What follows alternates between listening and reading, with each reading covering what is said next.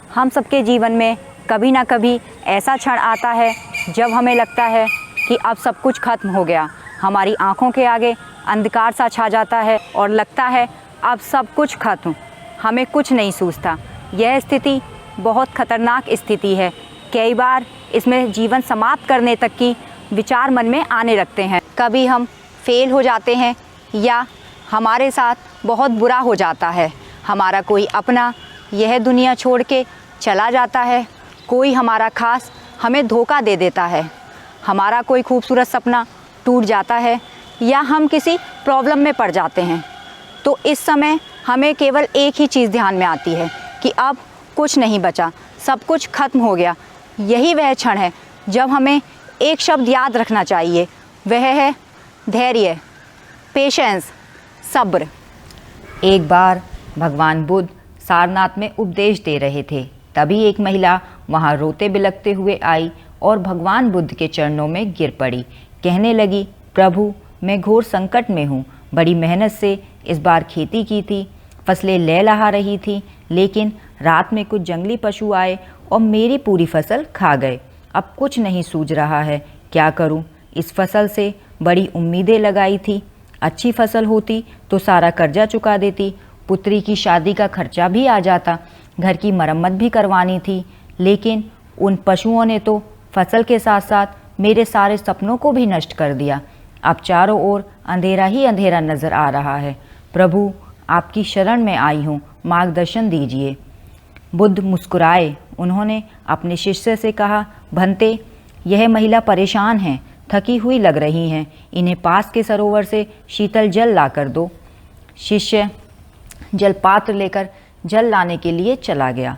थोड़ी देर के बाद वह थके कदमों से, निराशा से भरा हुआ चेहरा लेकर वापस लौटा तथा दुखी होकर बोला, प्रभु, यहाँ पास के सरोवर में मैं जल लेने गया था, लेकिन उसमें एक हाथी स्नान कर रहा था। उसके बच्चे सरोवर में उछल कूद कर रहे थे, जिस कारण सरोवर का पूरा पानी कीचड़ से भरा हुआ तथा गंदा हो गया है और अब वह पीने लायक नहीं रहा। प्रभु, मैं दुखी और चिंतित इसलिए हो रहा हूँ कि यहाँ कोसों तक कोई दूसरा सरोवर नहीं है। यह महिला तो प्यासी रह ही जाएंगी, साथ ही हम सब भी प्यासे रह जाएंगे, क्योंकि इस क्षेत्र के एकमात्र जल स्रोत का पानी अब पीने योग्य नहीं रहा। बुद्ध मुस्कुराए और शांत होकर ध्यान लगाकर बैठ गए। सारे शिष्य अधीर हो रहे थे कि बुद्ध इतनी बड़ी समस्या सुनकर भी शांत कैसे हो सकते हैं। एक पहर बीत गया। बुद्ध ने आंखें खोली और पुनः उसी शिष्य से कहा, भंते, अब जाकर उसी सरोवर से जल लेकर आओ। शिष्य के मन में प्रश्न उठा कि अब कुछ देर पहले ही मैं वहाँ गया था और अपनी आंखों से देखा था कि सरोवर का जल पीने योग्य नहीं है, फिर भी भगवान बुद्ध पीने के लिए उसी सरोवर का जल मंगा रहे हैं। लेकिन बुद्ध की आज्ञा थी, इसलिए वह शिष्य जल लेने के लिए चला गया। कुछ समय पश्चात वह शिष्य उत्साहपूर्वक प्रसन्नता के साथ जल लेकर आया और बुद्ध के चरणों में शुद्ध शीतल जलपात्र रखते हुए बोला, प्रभु, आपने चमत्कार कर दिया। आपके प्रताप से सरोवर का गंदा जल शुद्ध और शीतल जल में परिवर्तित हो गया है। महाप्रभु, आपकी जय हो। बुद्ध मुस्कुराए और बोले, नहीं भंते, यह मेरा चमत्कार नहीं, कालचक्र अथवा समय के चक्र की स्वाभाविक गति है। हाथी के स्नान के कारण सरोवर का वातावरण उथल पुथल हो गया था, लेकिन जब हाथी स्नान कर वापस चला गया तो स्थितियां पुनः वापस अपने मूल स्वरूप में धीरे धीरे लौट आई। कीचड़ और गंदगी धीरे धीरे सरोवर के सतह पर चली गई और स्वच्छ निर्मल जल सामने आ गया। मैंने शांत रहकर धैर्यपूर्वक प्रतीक्षा की। समय के चक्र ने स्थितियां अपने आप बदल दी। पुनः बुद्ध ने उस महिला की ओर देखकर शांत भाव से कहा, देवी, आप शांत हो जाएं और धैर्य रखें। काल अथवा समय का चक्र आपकी समस्या को भी दूर कर देगा। बस धैर्यपूर्वक अपना कर्म कीजिए, अपनी फसल की देखभाल कीजिए, उसे खाद और पानी दीजिए, उसकी रखवाली कीजिए। महिला बुद्ध के वचनों को सुनकर शांत तो हुई, लेकिन अभी भी उसके मन में प्रश्न थे।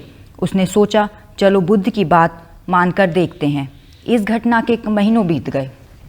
एक दिन बुद्ध के पास वह महिला चहकती हुई आई बोली, प्रभु आपने तो मेरा जीवन ही बदल दिया। मैं उस दिन जीवन से निराश होकर आपके पास आई थी। कुछ नहीं सूझ रहा था। मैंने आपकी बात मानकर धैर्यपूर्वक प्रतीक्षा की और अपना कर्म पूरी निष्ठा के साथ किया। फसलों की रखवाली की, देखभाल की, खाद और पानी दिया। मेरी फसलों में नई कोपलें फिर फूट आईं और लहलहा उठीं। बुद्ध मुस्कुराए और बोले, देवी, कालचक्र हमेशा घूमता रहता है। जीवन में जब कभी लगे कि अब सब समाप्त हो गया है, उस समय बस इतना याद रखना कि धैर्य का दामन कभी ना छोड़ना और अपना कर्म करते रहना। नई कोपलें ज़रूर फूटेंगी। आशा और विश्वास का सवेरा ज़रूर आएगा। निराशा और अंधकार का बादल ज़रूर छटेगा। यह समय जैसा भी है ज़रूर बदलेगा। इसलिए हमेशा याद रखिए कि धैर्य आपका वह दोस्त है जो कठिन परिस्थिति से आपको उबार लेगा।